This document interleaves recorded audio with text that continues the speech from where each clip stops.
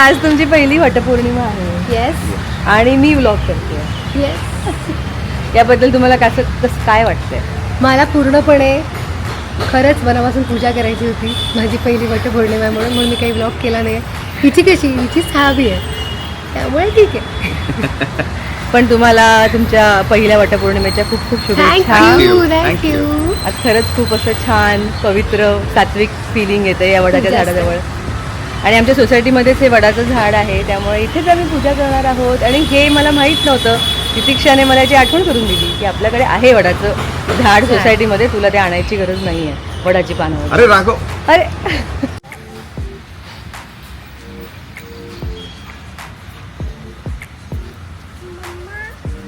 Hello नमस्कार, welcome back to my YouTube channel खुशी की बातमध्ये तुम्हा सगळ्यांचं खूप खूप स्वागत.